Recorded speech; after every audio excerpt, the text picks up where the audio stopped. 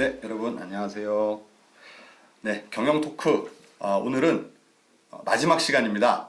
우리 마지막으로 우리 경영 토크에 모신 초대 손님 송보미 교수님을 소개해드리겠습니다. 네, 감사합니다. 안녕하세요, 여러분 반갑습니다. 저는 글로벌 경영학과에서 회계를 담당하고 있는 송보미라고 합니다. 네, 송 교수님 이렇게 네. 또 여기서 뵙게 돼서 반갑습니다. 네, 저도 반갑습니다. 네. 원래 이제 모든 프로그램이 네. 가장 마지막에 나오는 사람이 네. 가장 스타가 나오잖아요. 그래서 오늘 아주 아니. 딱 저희가 적절하게 그렇게 네. 모신 것 같아요. 네, 별 말씀을요. 예, 네. 예, 나와주셔서 감사드리고요. 네. 우리 송 교수님이 이제 학생들 사이에서 뭐 갓봄이다, 또 천사봄이다, 뭐 이런 감사합니다. 말을 듣는 굉장히 학생들이 좋아하는 교수님이시거든요.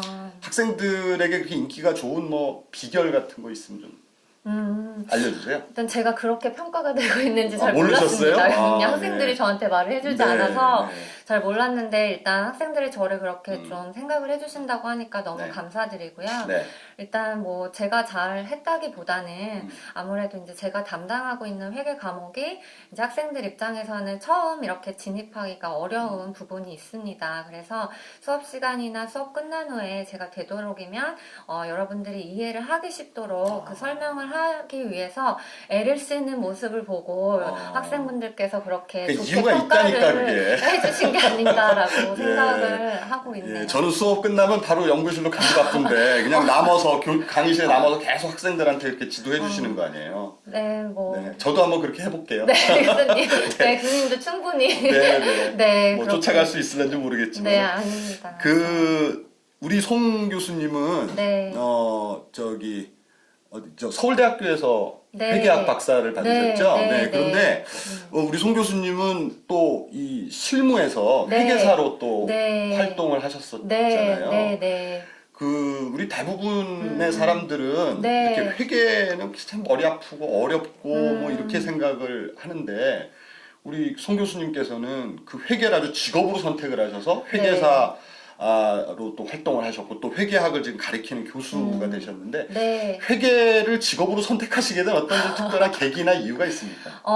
일단은 제가 처음에 회계 수업을 학부 때 들었을 때는 네. 저도 회계가 그렇게 와닿지는 않았어요. 그런데 그 당시에 제 주변에 동기분들이나 선후배분들이 회계를 공부하시는 분들이 많았어요. 그래서 회계사 준비를 하시는 분들이 많아서 저도 나도 한번 도전을 해보고 싶다라는 생각이 친구 따라 강남 가는 그런 생각이 개념으로 시작을 들었어요. 하셨네. 네, 그래서 한 두세 번 보다 보니까 이게 숫자가 나오다 보니까 이제 딱딱 떨어지는 답들이 그렇죠. 이제 등장을 하더라고요. 네. 그럴 때 그 답을 맞췄을 때 희열이 상당히 컸어요. 맞습니다. 예. 그래서 저는 이걸 좀 해봐도 될 것 같다라는 네. 생각을 하고 공부를 하다 보니까 여기까지 오게 되었습니다.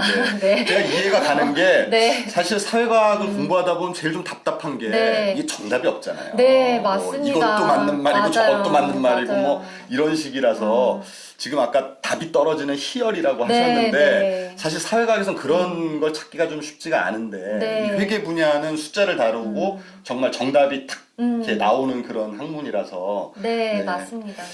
우리 송 교수님은 이제 성격도 그렇게 딱 답이 떨어지는 걸 좋아하세요? 이렇게 뭐 애매한 거보다는. 근데 살다 보니까 항상 답이 딱 존재하는 일들만 있는 건 아니더라고요. 그래요? 예. 근데 아무래도 직업이 이렇게 좀 답을 요구하는 직업이다 보니까 네. 좀 그렇게 답이 안 나올 때는 답답해하는 면이 있긴 있는데 뭐 이제 그러려니 성격은 그러니까 하면서 살고 있습니다. 네. 그러니까 인생과 직업을 약간 네. 좀 분리해서 이렇게 하시는군요. 그렇지 않으면 머리가 많이 아프기 때문에 네. 네. 감사합니다. 하여튼 네. 좀 송 교수님 네. 우리 학생들이 송 교수님 굉장히 따르고 또 네. 알고 싶은 게 굉장히 많으실 텐데 저희가 시간 관계상 이렇게 개인적인 네. 소개는 이 정도로 이렇게 네. 하고요. 자, 오늘 이제 저희 그 책에 이제 회계와 재무제표라는 네. 그 장으로 넘어가서 이렇게 좀 이야기를 나누려고 하는데요. 일단 회계라는 게 어떤 겁니까? 회계라는 개념을 제가 잠깐 소개를 네. 드리자면요. 네. 그 기업은 정말 많은 다양한 이해관계자들과의 관계 속에서 경영을 활동을 합니다. 네. 그러다 보니까 이 기업의 이해관계자들은 기업에게 정말 다양한 형태의 정보를 요구를 합니다. 또 다양한 내용이 담긴 정보들을 요구를 하는데요. 네. 네. 이런 이해관계자들이 정보를 요구하다 보니 이제 보통 회계에서는 이해관계자들을 정보 이용자들이라고 이제 부르고 있는데 네. 이 정보 이용자들이 요구하는 다양한 정보들 중에서 가장 중요한 정보가 회계 정보입니다. 네.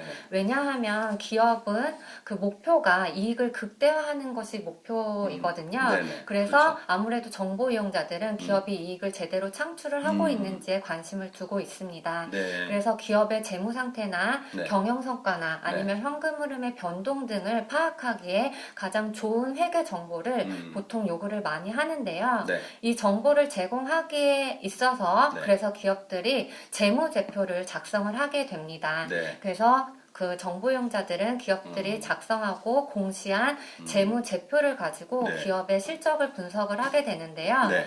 이때 이 재무제표가 하늘에서 딱 떨어지는 게 아니잖아요. 그래서 기업들이 누군가 작성을 해야 되는 그렇죠, 거죠. 그렇죠. 네. 기업들이 그 내부에서 더 담당자, 회계 담당자, 네. 경영진들이 같이 이렇게 이제 회계 장부를 작성하고 검토한 후에 재무제표를 작성을 하게 되는데요. 네.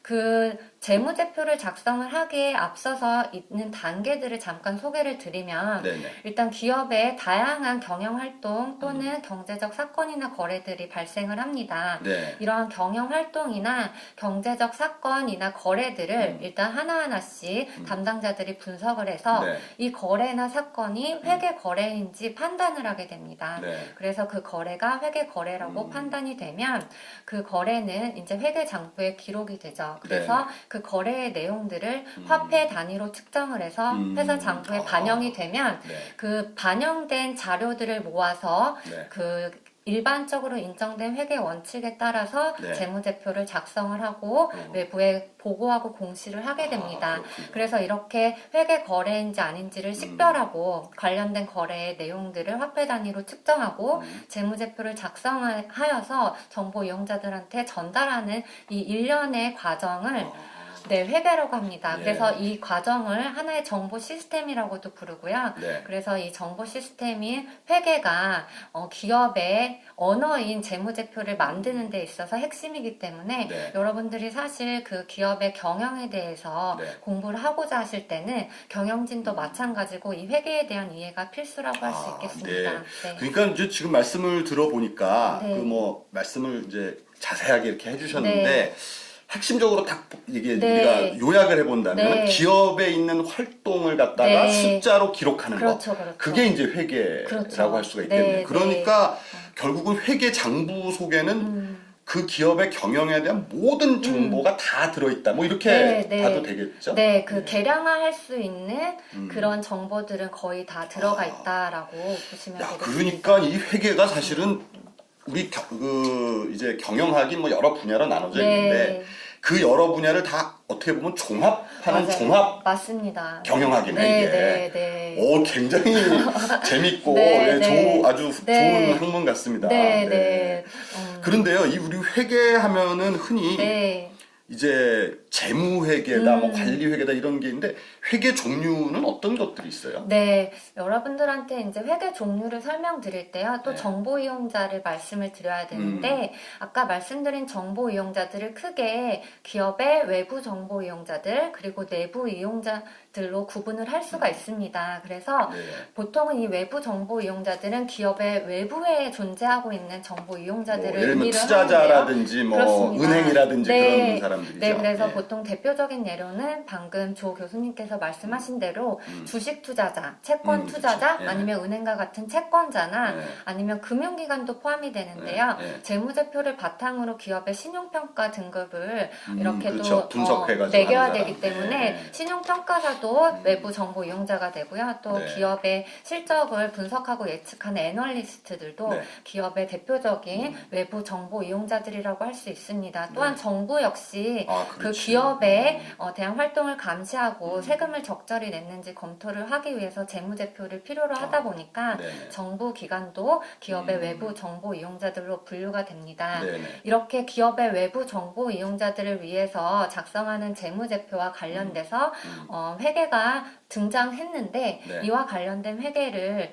여러분들 재무회계라고 부릅니다. 그러니까 외부 정보자를 네. 위해서 하는 걸 재무회계라 네. 이렇게 부르는 거군요. 그래서 아무래도 외부 정보 이용자들에게 제공되는 정보는 객관적이어야 되기 때문에 그 원칙이 준수가 되어야 됩니다. 회계 원칙이 명확하게 있어야 되고 그 원칙에 따라서 객관적으로 회계 활동들을 다 수집해서 재무제표를 작성을 해야 되는데요. 네. 그래서 이와 관련돼서는 보통 일반적으로 인정된 회계 원칙을 따라서 재무제표를 그쵸. 작성해야 한다라고 말씀을 많이 합니다. 네. 아까 이제 일반적으로 합의된 네. 회계 원칙이라는 게 네. 이제 나라별로 다 틀린 거 아닌가요? 네, 원래 우리나라도 2011년 이전까지는 한국에서 개발한 K-갭이라는 코리안 갭이라는 그 한국에서 그 일반적으로 Generally Accepted 어카운팅 프린시플이에요. Principle. 네, 예, 맞습니다. 예. 그래서 한국에서 일반적으로 인정된 회계 원칙에 따라서 재무제표를 작성하게끔 하였었는데 네. 이제 우리나라도 2011년도부터는 이 자본이 워낙 개방화되고 네, 막 네, 이래가지고. 개방이 예. 됐기 때문에 다른 국제 기업들과 투자자들이 우리나라 기업들의 실적을 분석하는 데 있어서 좀 원활하게 도움을 주기 위해서 그렇구나. 우리나라도 지금 현재는 국제 기준으로. 네, 예. 회계 기준을 도입을 해서 재무제표를 그렇군요. 작성을 하고 있습니다. 그러면 이제 2011년 이전에는 만약에 네. 우리 저 외국 투자자가 한국 회사에 투자를 하려고 재무 네. 이제 정보를 보면은 좀 이해가 안 되는 것도 네. 있고 좀 그랬겠네요. 네, 그래서 어려움이 아무래도 있었을 것 같습니다. 그 진짜 얼마 안 됐네요. 우리. 네, 그게 네. 국제 그 어떻게 보면 글로벌 스탠다드를 네. 따라간 게. 네, 네. 네. 그럼 또 다른 종류가 뭐가 네, 있습니까? 그리고 아까는 이제 외부 정보 이용자들을 위한 회계가 재무 회계였다면 이번에는 기업의 내부 정보 이용자들을 위한 회계가 또 내부 존재를 정보 하는데요. 이용자는 뭐 직원이나 이런 사람들이 네, 그렇죠. 보통은 이제 기업의 내부에 존재하고 있는 정보 이용자들을 의미를 하다 보니까요. 네. 경영진을 포함한 임원 또는 직원들을 대상으로 한 회계가 또 존재를 합니다. 그래서 이러한 회계는 보통 원가 관리 회계라고 부르고 있습니다. 그래요? 그래서 이 원가 관리 회계에서는 기업이 생산하는 제품에 대한 원가 분석뿐만이 아니라요. 그 임원진이나 아니면 직원들의 네. 경영 성과를 평가하는 그 평가 지표와 관련된 내용도 다루고 있습니다. 그러니까 사업부를 잘 운영했는지 네. 손해를 네. 봤는지 뭐 그런 것들을 네. 평가하기 위한 네. 목적도 있는 거군요. 네, 그래서 이건 기업 내부에서 자율적으로 관리를 하면 되는 회계이기 때문에요. 네. 특별한 그 원칙은 갭이라는 게 없습니다. 없겠네. 네, 그러면. 원칙은 없고요. 그 보고도 재무회계의 경우에는 뭐 1년 단위로, 반기 단위로, 분기 단위로 재무제표를 보고해야 되는 그런 원칙이 있다면 기업의 목적에 따라서 네. 달라지는 거군요. 네, 근데 이렇게 내부 정보 이용자들을 위한 회계는요, 특별히 보고해야 되는 그 기간이 존재하고 있지 않아서 그쵸. 수시로 그냥 원하는 때에 보고를 하면 된다는 그 특징이 있습니다. 그럼 재무회계에서 이제 일반적으로 합의된 네. 원칙에 따르면 네. 그걸 얼마마다 자주 그 재무제표를 작성해야 돼요? 네, 그래서 보통 회계 기간을 많은 기업들이 1월 1일부터 12월 31일까지로 보고요. 그렇게 1년으로 네, 보통 1년 하는군요. 단위로 연차 네. 재무제표를 작성하게 되어 있는데 네. 상장 기업의 경우에는 보다 많은 유용한 정보를 적시성 있게 제공을 하기 위해서 네. 반기 재무제표나 분기 분기도 재무제표 하고 뭐 그렇게 나오죠. 네, 예. 작성을 해서 공표를 하게 되어 그러니까 있습니다. 그것은 어떤 그 강제된 사항은 아니고 네. 기업이 자율적으로 그냥 하는 거군요. 뭐 네. 분기별 실적 발표했다 뭐 이런 네, 그런 그러니까 것들. 상장 기업이 아닌 경우에는 자율적으로 하고요. 상장 기업은요? 상장 기업은 의무적으로 분기, 분기, 반기, 아. 연차 재무제표를 공시해야 합니다. 그렇군요. 네. 네네. 그럼 이제 지금 외부 이용자를 위해서는 이제 재무회계, 네. 내부 이용자를 위해서는 원가회계. 네. 뭐 그렇게 둘밖에 없는 건가요? 그리고 아까 말씀드렸듯이 네. 그 정부기관에서는 세금, 기업들이 내는 세금에 관심을 많이 두고 있습니다. 기업들도 개인과 마찬가지로 네. 이익을 벌어들였을 경우에 네. 일정한 그 세법과 네. 세율을 준수를 해서 예. 정부기관에 세금을 납부해야 됩니다. 이걸 네. 법인세라고 부르는데요. 네네. 이것과 관련한 회계 역시 존재를 하고 있고 그래요? 그 분야를 세무회계라고 부르고 있습니다. 그러면 제가 이게 좀 잘 몰라서 이제 드리는 네. 질문에서 회계하기엔 좀 문외한이라 좀 이해해 주십시오.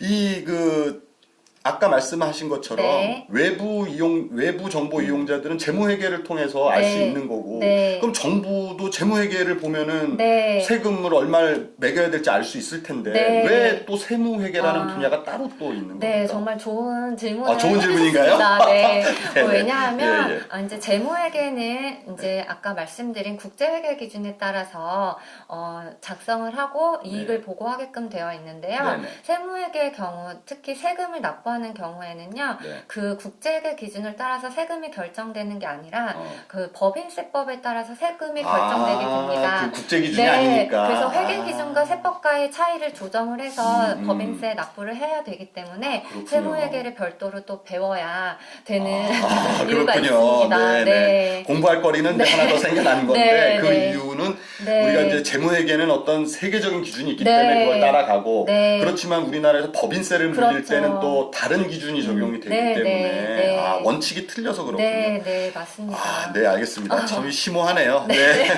네. 그래서 이제 우리 그 회계의 네. 그러면 그 종류에 대해서 또 좀 여쭤봤고요. 네. 우리 이제 책에 보면 재무제표라는 네. 것이 나와요. 네, 재무제표라는 건 또 뭐 어떤 거죠? 네, 아까 그 외부 정보 이용자들한테 회계 정보를 제공할 때 기업이 제출하는 그 보고서가 재무제표라고 말씀을 드렸습니다. 네. 그래서 이제 우리가 쉽게 사이트나 기업의 참고 자료에서 공시 확인할 사이트. 수 있는 그 정보 보고서가 재무제표인데요.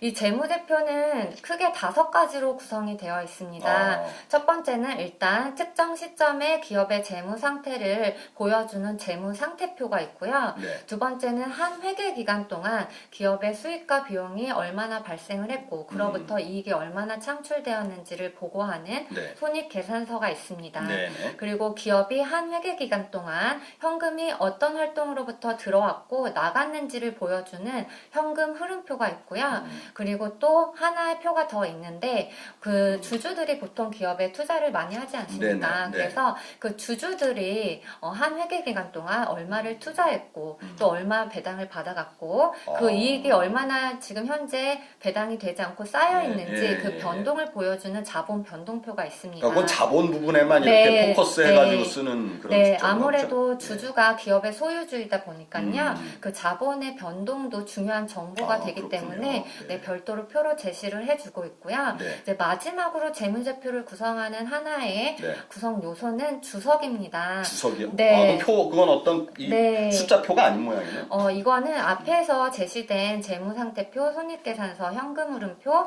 자본 변동표에 있는 그 숫자의 구체적인 백그라운드, 내역들을 좀 더 자세히 알려주는 그 형태의 그러니까 그건 어떤 이렇게 기술 형태로 돼 있겠네. 네. 이게 이제 표는 다 숫자만 있으니까 네, 맞습니다. 그 내용을 좀 더 잘 이해해주기 위해서 네. 뭐 이렇게 기술 형태로, 네. 문장 형태로 쓰는 거죠. 네, 네. 그러면? 그래서 그런 형태로 되어 있고요. 아니면 예를 들어 재무상태표에 현금이 제시가 되어 있는데 네. 그 현금을 구성하는 세부 내역들이 무엇인지 그런 것들을 보여주는 표도 네. 함께 보충 설명을 해주는 표도 함께 제시되어 있는 게 주석이라고 할 수 있겠습니다. 감사합니다. 그러면 네. 이제 이 5가지는 네. 필수적으로 네. 작성해야 네, 되는 맞습니다. 거고 이거는 이게 다 재무회계 영역이라고 볼 수 네, 있는 네, 거죠. 그렇습니다. 네, 네. 그러면 이제 관리회계에서는 뭐 어떻게 그거는 어떤 무슨 그 규정된 형식 같은 게 없습니까? 네, 규정된 형식도 없고요. 외부로 보통 보여주는 자료도 별로 없어서요. 그냥 거기 조직 네, 어떤 기업 내부에서 관리되는 정보들이라고 임의로 생각하시면 이렇게 되겠습니다. 정보를 네. 어떤 정리해서 네. 이렇게 분석하는 그런 거라고 보면 되겠네요. 네, 네. 그 예전에는 저희가 예전에 배울 때는 재무상태표라는 말을 쓰지 않고 대차대조표라는 말을 썼잖아요. 네, 대차대조표라는 말을 썼는데요. 네. 이게 국제회계 기준을 도입을 하면서 이름을 재무상태표로 재무상태표라고 변경을 바꿨군요. 했습니다. 네. 그게 이제 대차대조표라고 썼던 이유가 그 재무상태표에 보면은 차변과 대변 맞습니다. 네, 이렇게 있어가지고 네. 그걸 대차대조표라고 네, 해서 네. 뭐 저 차변과 대변은 항상 뭐 일치하고 그런 맞습니다. 게 우리는 배웠잖아요. 네, 맞습니다. 네, 거기서 그 차변 대변이라는 게 어떤 의미? 네, 있습니까? 네. 여러분들이 이제 그 재무회계를 이해하실 때 가장 기본이 되는 등식이 있습니다. 네네. 방금 조 교수님께서 말씀하신 음. 자산은 부채와 자본의 합이다라는 그 회계 그쵸, 등식이 네. 있습니다. 네. 여기서 등식의 왼쪽을 보통 차변이라고 예, 부르고요. 네. 회계에서는 등식의 오른쪽을 네. 대변이라고 네, 부릅니다. 그래서 네. 이 차변과 대변에 있는 자산과 부채와 자본을 다 보여준다고 해서 대차대조표라고 글쎄, 불렀었던 예전엔 건데요. 그랬죠. 예. 네, 지금은 재무 상태를 보여준다고 해서 재무 음. 상태표로 변경돼서 부르고 네. 있습니다. 그 차, 대 이게 어떤 의미가 뭐 있습니까? 좀 네, 특별한 그래서 의미가? 네, 네. 그냥 차변은 여러분들이 네. 왼쪽 네. 등식의 왼쪽이라고 네. 생각을 하시면 되고요. 어. 대변은 등식의 오른쪽. 오른쪽이라고 어. 생각을 하면 돼요. 이거를 연장선상에서 네. 회계 장부에 기록을 할 때 분계라는 걸 하는데요. 분계라는 거 하죠. 네, 예. 분계장에도 차변과 대변이 나뉘어져 있어요. 네. 그래서 차변이 복식부기 할 네, 때. 예, 왼쪽 대변이 오른쪽인데 네. 이 차변과 대변의 숫자가 일치해야 됩니다. 네, 네. 그게 아까 회계 등식에서 자산은 부채와 자본의 음. 합이 성립되는 것과 연계가 되어 있는데요. 네. 자산이 조 교수님 왼쪽에 위치해 있잖아요. 그렇습니다. 등식에. 예, 예, 네, 네. 그러면 자산이 증가할 때 그 네. 증가한 금액은 어느 쪽에 기록을 하는 게 좋을까요? 자산이 증가한 건 왼쪽에 맞습니다. 그래서 자산이 원래 자리가 왼쪽이라고 네. 보시면 돼요. 네. 그래서 그 거래에서 자산이 증가한 경우에는 그 음. 증가된 자산의 금액을 차변에 기록을 합니다. 네, 네. 마찬가지로 부채와 자본이 증가한 경우에는 대변에 기록을 합니다. 그러니까 자산이 증가했다는 거는 네. 그게 자본으로 그 자산을 샀던가 네. 아니면 부채로 산 거기 때문에 네. 왼쪽이 올라가면 오른쪽에 부채나 자본 중에 그렇죠. 하나가 올라가게 돼 있는 네, 거잖아요. 네, 맞습니다. 그래서 일치를 하게 됩니다. 네. 양변이. 그걸 애초부터 좀 네. 좌변, 우변 이렇게 그쵸, 그쵸. 쓰면 좋았을 건데. 그래서 많은 학생들이요. 차대 이게 네. 무슨 말인지는 도저히 모르겠어. 그 차대에서 이미 막 힘들어하시는 그러니까 분들도 많은데 그 의미를 파악하려고. 네. 예, 근데 별 의미는 없고. 별 의미는 없다고 그냥 보시면 예, 됩니다. 그냥 우리가 약속을 한 거다 네, 이거죠. 네. 자본은 왼쪽에. 자산은 자산은 왼쪽에 차변에 그리고 부채와 자본은 오른쪽에 대변에 네. 예, 이렇게 약속을 했다 네, 이렇게 보면 되겠고요. 네. 아, 이건 뭐 너무 지금 되게 너무 재밌는데 네. 예, 우리가 또 다음 진도를 맞아요. 나가야 되기 네. 때문에 그 우리가 재무상태표를 얘기했는데 그거 말고 또 중요한 그 기업의 어떤 영업 상황을 파악하는 네. 손익계산서라는 게 있잖아요. 네, 요거 좀 맞습니다. 설명 좀 해주시죠. 네, 손익계산서는요, 여러분 그 한 회계 기간 동안의 기업의 경영 성과를 정말 잘 보여주는 네. 재무제표라서 많은 정보 이용자들이 관심을 갖고 있는 재무제표인데요. 네, 네. 손익계산서에서 여러분들이 가장 정말 관심 있게 볼 수 있는 항목은 이익입니다. 그래서 한 회계 기간 동안 이 기업이 도대체 이익을 얼마나 벌여들였는지를 네. 보는 게 아마 가장 큰 관심사일 텐데요. 그래서 손익계산서의 네. 맨 밑에 있는 맞습니다. 게 이익이래가지고 네. 그걸 우리가 뭐 바텀라인이라고 얘기하는 게 바로 그거잖아요. 네. 이익이 한순간에 이익도 딱 떨어져서 나오는 게 아니라요. 많은 계정 과목들을 거쳐서 이익을 계산을 해내게 그렇죠. 되는데 네. 손익계산서에서 가장 먼저 나오는 항목은 매출액입니다. 아무래도 기업은 주요 존재 이유가 영업활동을 통해서 이익을 극대화하는 그렇죠. 것이기 때문에 네. 영업활동과 관련된 수익을 가장 먼저 기록을 하게 돼 있습니다. 네, 네. 그게 매출액이고요. 네. 이 매출액이 발생하기 위해서 지출된 비용들이 있을 텐데 네. 이 매출과 직접적으로 관련돼서 발생한 비용은 매출 원가로 원가. 기록을 하고 있습니다.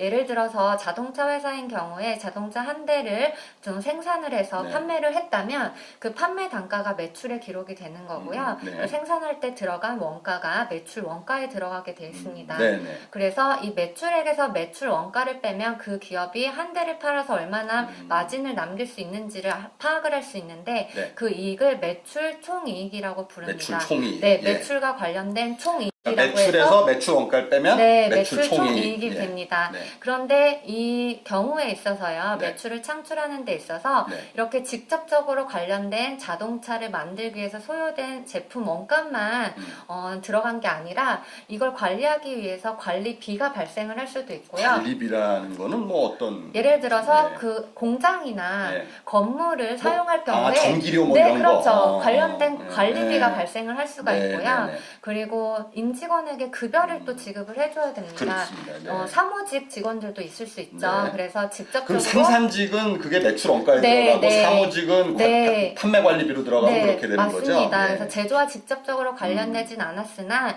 영업활동과 관련되어 있는 항목들이 관리비 또는 판매비로 들어갑니다.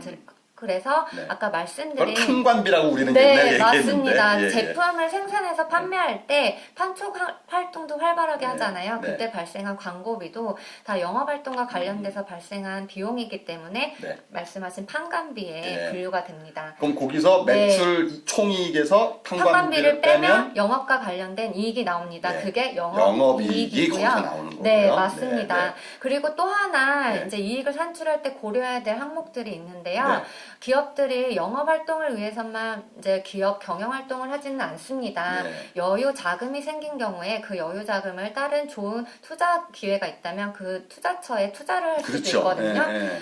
거기서 발생하는 투자 수익이 있을 수도 있습니다. 아, 그렇죠. 이자 수익이 있을 수도 있고요. 또 뭐 땅을 임대 줘서 뭐 그렇죠. 하는 임대 뭐 그런 수익이 것도 있을 수도 수 있고. 있습니다. 네, 그래서 이 회사가 부동산업을 행위하지 않는다면 그렇죠. 본업이 부동산은 아닌데 예. 네. 그런데 부동산 부동산으로 임대를 이익을- 통해서 네, 수익을 이익을 얻었다면 그거는 영업 외 네, 수익. 수익으로 네. 들어갑니다.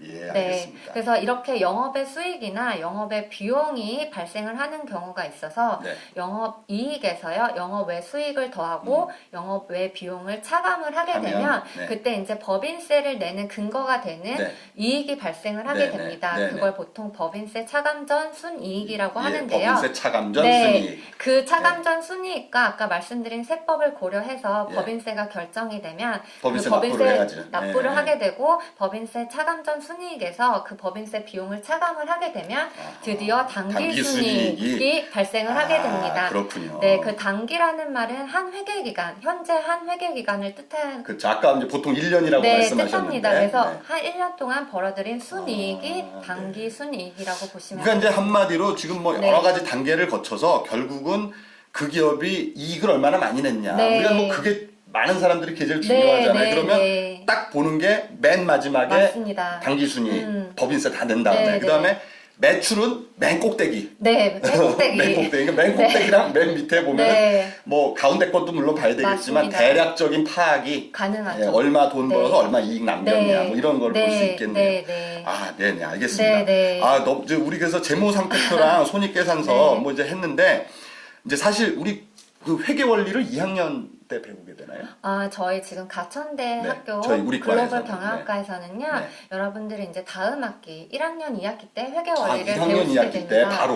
네. 네. 그러니까 이제 다음 학기면 우리 송 교수님을 만나서 네. 좀 더 자세하게. 네, 그렇죠, 예, 그렇죠. 굉장히 지금 네. 재미있는데 네. 시간 관계상 좀 빨리 맞습니다. 진행을 해야 되는 네. 점이 좀 아쉽습니다. 네. 그래서 또 우리 학생들 못 배운 것은 네. 궁금한 건 이제 다음 학기에 네. 송 교수님께 네. 배우도록 하시고요. 네. 마지막으로 좀 한 가지만 네, 좀 더 네. 여쭤볼게요. 우리 그 네. 책에 보면은 67장인가요? 보면은 네. 손익분기점이라는 얘기가 네, 나오잖아요. 네, 손익분기점이라는 것이 뭐며 네. 왜 이게 중요한지 좀 간단하게 말씀을 좀 해주시죠. 네, 기업은 아까 말씀드린 대로 영업 활동을 통해서 이익을 남기는, 이익을 네. 극대화하는 게 목적입니다. 네. 그런데 만약에 이 기업이요, 이 본인이 지출한 영업 활동을 위해서 지출한 이 영업 비용을 커버하지도 못할 만큼의 수익을 창출한다면 네. 기업에 있어서는 이익이 마이너스가 되기 그렇죠. 그건 때문에 할 필요가 없는 거지. 치명타라고 할 수 있겠습니다. 치명타가 아니라 아예 사업 접어야 되는 거 아닙니까? 네, 이 정도는? 그래서 이 네. 사업을 계속 해야 될지 말아야 네. 될지 고민을 이제 하게 되기 때문에 네. 기업은 어떻게 해서든 자신들이 지출한 비용을 커버할 수 있는 수익을 창출할 수 있도록 예. 계획을 세우고 노력을 할 텐데요. 네. 지금 말씀해주신 손익분기점은요, 이렇게 그 영업과 관련된 비용과 그리고 영업으로부터 벌어들인 수입, 즉 매출액이 같아지는, 아. 같아지게 하는 그 판매량, 매출액을 예. 의미를 합니다. 아. 그래서 손익분기점이 0보다 커지면 네. 그 기업은 영업과 관련돼서 이익을 충분히 창출하고 있다고 볼 수가 있겠습니다. 그러니까 이제 사업이라는 게 처음에는 매출보다 아무래도 비용이 크고 네. 그 어느 순간 이후로는 네. 매출이 더 크게 되기 때문에 네, 맞습니다. 그게 만나는 지점. 네. 즉 이제 손해를 끝내고 드디어, 네. 이익을 벌어들이는 그 네. 지점을 손익분기점이라 맞습니다. 하는군요. 맞습니다. 예, 그것이 왜 중요하죠? 그래서 기업들이 우리가 몇 개를 판매를 해야지 지금까지 지출했던 비용들이 다 다 커버하느냐. 커버가 되는지 그런 그걸 정보를 파악할 할 수 있기 때문에 네. 기업 영업하는 기업 입장에서는 매우 중요한 정보라고 할 그렇군요. 수가 있겠습니다. 그 손익분기점을 계산하는데 보면은 우리 이제 책을 보시면 네. 공식 나와 있으니까 네, 뭐 네. 그거에 대해서는 지금 길게 말씀 안 나누겠고 네. 이 변동비, 고정비라는 게 있잖아요. 네. 그거가 뭔지 좀 한번 설명해 네, 주시죠. 이제 아까 위에서 저희가 재무제표 관련해서 봤던 비용들 있지 않습니까? 네, 네. 매출원가 판관비는요. 그렇죠. 네. 그 재무회계 입장에서 이제 비용을 분류를 네, 네. 해놓은 거고요. 네. 지금 말씀 이제 나누고 있는 이 손익분기점은 네. 내부 관리 목적으로 예, 만들어진 용어입니다. 그래서 관리액에서 이제 이건 사용하는 관리회계용 네. 그 네, 개념이군요. 맞습니다. 그래서 네. 관리액에서 사용하는 비용의 종류는요, 아까 매출원가 판관비가 아니라 변동비용과 고정비용입니다. 예. 그래서 여기서 먼저 변동비용을 말씀을 드리면은요, 네. 판매량과 또는 생산량과 비례해서 발생하는 비용이라고 보시면 됩니다. 팔면 팔수록 계속 네. 파는데 계속 따라가는 비용. 네, 맞습니다. 네. 만약에 아까 자동차를 한 대 만들어서 파는 회사인 경우에는 네. 그 부품이 자동차 한 대당 아, 10개가 그렇지. 소요가 된다면 네. 자동차 두 대를 판매를 하면 부품이 20개가 소요가 됩니다. 그렇죠. 파는 이런 말대로 식으로 계속해서. 판매가 많이 될수록 비용이 많이 발생을 하는 우리 비용이 여기 네. 책에 보면 치킨집 얘가 네, 나오는데 맞습니다. 치킨 한 마리 파면 닭이 계속 닭이 나가죠. 그러니까 닭값이 나가는 거죠, 네, 한마디로. 그 닭 비용이 네. 바로 이제 여기서 말하는 변동 비용이고요. 그렇죠. 네. 고정 비용은 그 생산량, 판매량과 상관없이 무조건 발생하는 비용입니다. 그런 게 어떤 게 있을까요? 그래서 예를 들어 이제 제조를 하는 기업의 경우에는 공장이 필요하겠죠. 그러면 그 그렇지. 공장을 만약에 임대해서 사용하는 경우라면 임대료. 그 공장 임차료가 나가게 돼 있습니다. 그렇군요. 이거는 100대를 생산을 하든 10대를 생산하든 그렇지. 월 얼마 멈추고 이렇게 있어도 네. 계속 내야 되니까. 이렇게 확정이 어. 되어 있는 금액이다 보니까 고정비라고 부르고 있습니다. 그렇군요. 네. 네, 그래서 이제 우리가 고정비랑 변동비를 네. 이렇게 계산해서 네. 우리 손익분기점을 맞습니다. 구하는데 학생들은 우리 책을 참고해서 보시면 네. 되겠고요. 네. 오늘 뭐 이렇게 말씀을 나누다 보니까 네. 벌써 지금 시간이 거의 다 됐어요. 그렇습니다. 그래서 참 네. 굉장히 아쉬운데 네. 다음 기회에 한번 다시 모실 기회가 있기를 네. 바라고요. 네. 우리 학생들이 이제 집에서 생각해봐야 할 네. 토의 주제를 갖고 오셨어요. 네. 토의 주제를 좀 설명을 해주시죠. 네. 네. 여러분들과 이제 함께 토의를 이제 해봤습니다. 자막으로 이제 나가게 됩니다. 네, 예. 좋겠다는 주제들을 제가 네. 골라봤는데요. 네. 첫 번째 주제는 재무제표와 관련된 주제입니다. 네. 그래서 아까 여러분들 재무제표에서 예를 들어 재무상태표에서는 자산, 부채, 자본이라는 항목이 존재를 했고요. 네. 그리고 손익계산서에서는 매출액, 매출원가, 매출총이익, 영업비용, 네. 그리고 영업이익, 영업의 손익, 그리고 법인세 비용 단기 순이익이 있었습니다. 예. 이러한 큼직큼직한 항목들을 이용을 해서 네. 정보 이용자들 뿐만 아니라 여러분들도 기업의 실적을 분석을 할 수가 있습니다. 네. 그래서 그 항목들을 여러 가지로 조합을 해볼 수가 있는데요. 네. 그 조합된 비율을 토대로 어떻게 기업의 실적을 분석을 할 수 있을지 예. 생각해 보는 시간을 어떻게 가졌으면 그걸 조합을 네, 하면 좋겠다라고. 이 기업의 지금 네. 현재 상태를 가장 잘 보여줄 네. 수 있을까? 그걸 한번 생각해봐라. 네, 그래서 제가 잠깐 이 비율 분석을 위해서 네. 그 개념을 설명을 잠깐 드릴 것은 네. 아까 재무상태표는 자산, 부채, 자본이 있다고 하고 그리고 넘어왔어요. 네. 여기서 자산, 부채, 자본을 간략하게 다시 설명을 드리면 네. 자산은 말 그대로 기업한테 경제적 효익을 가져다 줄 수 있는 자원이라고 보시면 됩니다. 네. 그래서 현금이나 채권이나 어떤 그렇지. 재고 자산 네. 그리고 형태가 있는 자산들은 네. 다 기업의 미래에 경제적 효익을 가져다 건물 주는 이런 것도 다 자원입니다. 자산이죠. 그렇죠. 네. 나중에 다 현금으로 바꿀 수 네. 있는 그런 자원이기 때문에 네. 자산이라고 볼 수 있고요. 네. 부채는 그냥 말 그대로 빚입니다. 네. 기업이 갖고 있는 빚, 갚아야 될 돈이라고 보시면 남의 되고요. 돈. 네. 남의 네. 돈이고요. 네. 그리고 자본은 아까 잠깐 설명을 드렸지만 주주들이 투자한 지분을 의미를 합니다. 네. 그래서 소유주들이 갖고 있는 지분이 얼마 있는지를 보여주는 네. 금액이라고 할 수 있습니다. 네. 그래서 여러분들이 예를 들어서 제가 하나 설명을 드리면 이 회사가 부채, 빚이 얼마나 많은지를 보고 싶다. 있다라고 했을 때 부채 금액을 단순히 A 기업과 B 기업의 부채 금액을 단순히 비교를 하면 안 되고요. 그렇죠. 그 기준점이 되는 금액이 있어야 되는데 네네. 이 회사가 자산에 비해서 부채가 많은지 이거를 하나의 비율로 만들어서 A 기업과 B 기업의 부채 비율을 분석을 할 수가 있습니다. 네. 그래서 이 경우에는 분모에는 총 자산 그리고 분자에는 부채 총계가 이제 사용이 그게 뭐 되어질 수 BIS 있는데 비율이라고 하는 게 그런 거 아닌가요? 그거는 이제 금융기관과 관련해서 금융기관에서 특정한 하는 비율이어서 거고. 네. 그거는 일반적인 건 아니군요. 네, 그건. 일반적이진 네. 않고요. 이런 식으로 여러분들이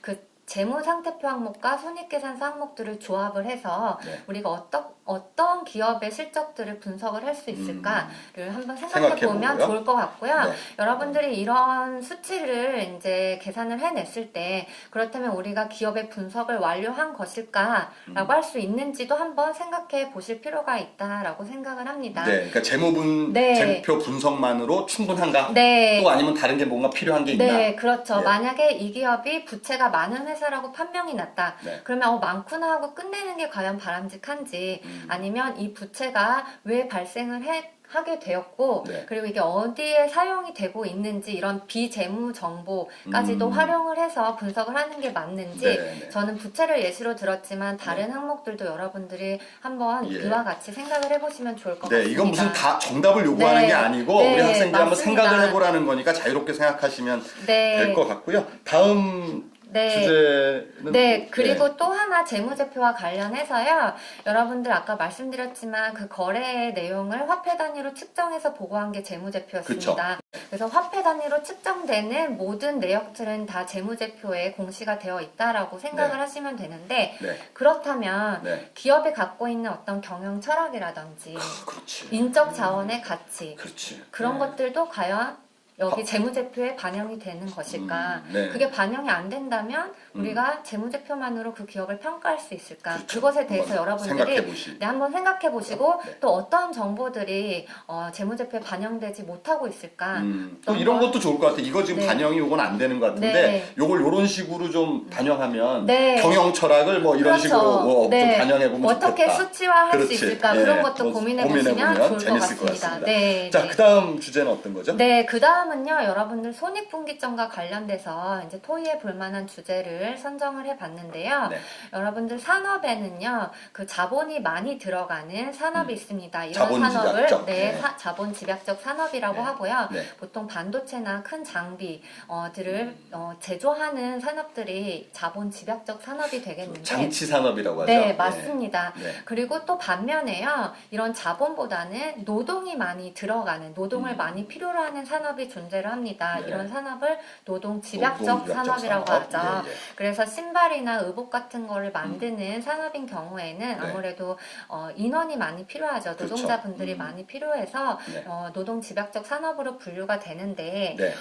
지금 여러분들이 잠시 이렇게 자본 집약적, 노동 집약적에 대해서 설명을 들어서 네. 아실 수도 있겠지만 자본 집약적은 말 그대로 돈이 많이 투자가 되어야 그렇죠. 되는 산업입니다. 예, 예, 그래서 초기에 고정비가 많이 발생을 하고요. 네. 또 지속적으로 고정비가 계속 창출이 되고 발생을 하는 성격이 있습니다. 네. 반면에 네. 노동 집약적 산업은요. 고정비가 그렇게 많이 발생을 그렇죠. 하지 사람만 않습니다. 있으면 되니까. 네, 네. 그렇죠. 사람만 있으면 네. 되니까 언제든지 그 산업에 뛰어들어서 기업 영업 활동을 시작을 할 수가 있는데 지금 저희가 손익분기점을 배울 때 변동비용과 고정비용을 배웠습니다. 예, 예. 이 고정비용과 변동비용을 활용을 해서 손익분기점을 구할 수 있고요. 네. 그러다 보니까 이제 만약에 회사가 노동 집약적 산업을 산업에 속해 있다가 지금 향후 미래를 봤을 때 네. 우리 회사가 좀 자본을 투자를 해서 네. 운영을 하는 자본 집약적 산업에 뛰어들어야 될 것 같다라는 네. 판단을 했을 때 네. 여기서 과연 회사가 어떤 점들을 고려하면 좋을지에 대한 뭘 고려해서 그런 네. 결정을 하겠는가 그게- 또는 뭐 자본집약적으로 하지 않고 우린 계속 노동집약 네. 할래 네. 뭘 기준으로 네, 그걸 할 하면 거냐. 좋을까. 예. 근데 그때 손익분기점도 당연히 활용이 되어야 그렇죠. 되겠고요. 그래서 그 외에 여러분들이 또, 어떤 게. 어떤 네. 점들을 다 고려를 해서 기업이 판단을 하면 좋은지, 어떠한 상황에 처했을 때 기업이 노동집약적 산업에서 자본집약적 산업으로 그 산업 명칭을 변경을 해도 되는지 여러분들이 한번 한번 생각을 해보시면 너무 네, 좋을 것 이게 같습니다. 이런 사례가 하나 있어요. 네. 그 아디다스 지금 네. 운동화 만드는 네. 그 공장이 네. 예전에는 그게 노동 집약적 산업이었잖아요. 아, 그런데 네네. 지금 그걸 완전 자동화, 저 인공지능 이용해가지고 맞아요. 완전 자동화된 그런 설비를 바꿨다는 거죠. 네, 그러면 네. 거기는 왜 그런 결정을 했을까? 뭐 이런 걸 그렇죠. 한번 그렇죠. 사례로 해서 생각을 생각해 보시면 재미있을 것 같습니다. 네, 네, 예, 예. 네. 아, 네. 오늘 우리 경영 토크 마지막을 우리 네. 송보미 교수님과 함께 하게 돼서 영광입니다. 네, 너무나 즐거웠습니다. 네, 항상 저도 건강하시고요. 반갑습니다. 네, 우리 네. 학생들 많이 잘 가르쳐 주십시오. 네, 감사합니다. 네, 그동안 경영 토크 사랑해 주신 여러분 대단히 감사합니다. 예, 저 인사드리겠습니다. 안녕히 계십시오. 안녕히 계십시오.